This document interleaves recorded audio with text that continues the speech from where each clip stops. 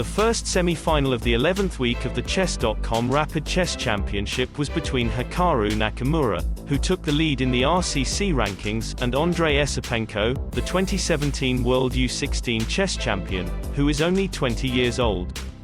And in the second semi-final, Xiong, the 21-year-old 2016 World Junior champion, faced Alexei Sarana, who won the 2018 Russian Higher League Championship and is also only 22. Nakamura started with knight to f3, the Reti opening, and then, as is so often the case these days, switched to the Nimzo-Larsen attack with the pawn move to b3, a pure flank opening that allows a lot of flexibility and creativity and is very much in the spirit of, let's play chess. Both players were very passive in the opening, and so it happened that on move 9, in a completely new position, not a single piece was moved over or onto the fourth line. Nakamura opened the fight on move 10 with e4. On move 26, in what had been an even game until then, Nakamura made a mistake by moving his pawn to f3, and giving up an important defender for the pawn on g3. After the exchange of the knights, he then tried to defend his g-pawn with the rook, but realized that if he took back with the rook he would lose the game, because the black queen could launch a decisive attack.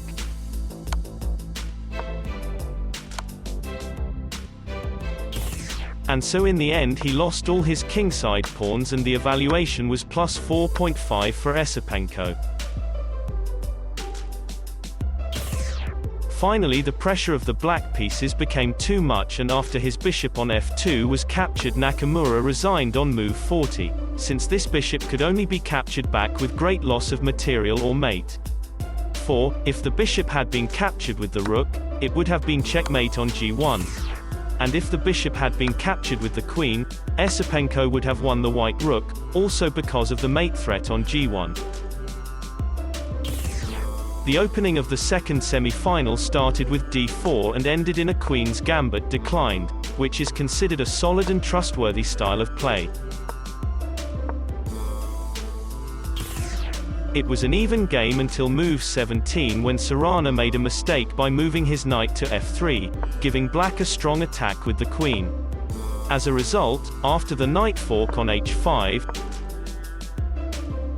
the pawn on f4 was won.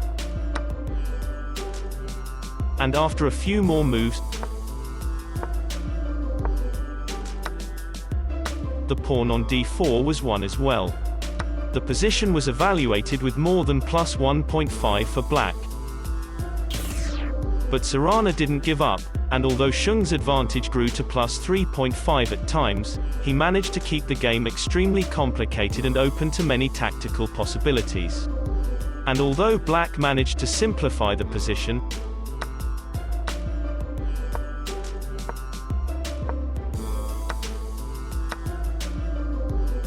and obtain an advantage of about plus 2, the game was still sharp.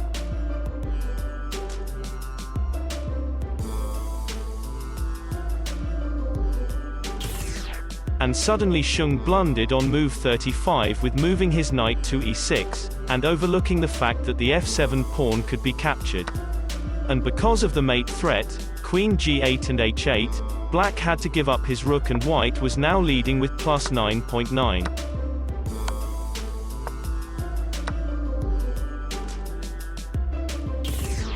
This position was now hopeless, and after Sarana also won the black knight, Xiong resigned on move 44. In the final, the game was started with d4, and after a few moves the Nimzo-Indian defense was on the board, in which black prevents the pawn move e4 by pinning the knight on c3 instead of the move d5, which gives him a lot of flexibility for his further pawn formation. In this opening, both players have to assess the situation very carefully, not only tactically but also strategically, with virtually every single move in the opening phase.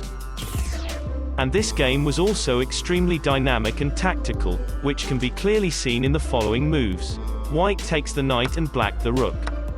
Plus 2 for black in material.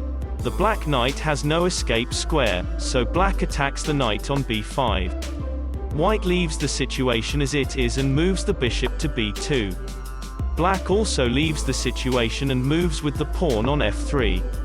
White plays a brilliant move and sacrifices his bishop on g6, which means +4 for Black in material after the capture back. White takes the knight on b1, but Black takes the knight on b5. After the knight fork and the capture of the Black bishop, the material was now equal again in a rook against a piece and 2 pawns situation. But Sarana had a small advantage with an evaluation of +1.5, due to his better pawn structure. Sarana was able to keep the position very well closed, so that Esipenko could never use his rooks with full power. And after exchanging the knight for the bishop and winning the pawn on f5, nothing could prevent White from winning.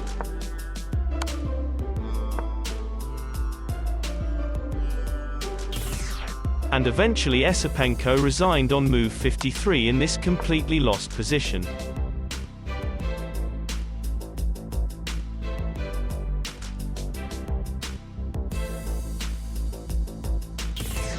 Congratulations to Grandmaster Alexei Sarana on winning his first Chess.com Rapid Chess Championship in Week 11 with those dramatic battles.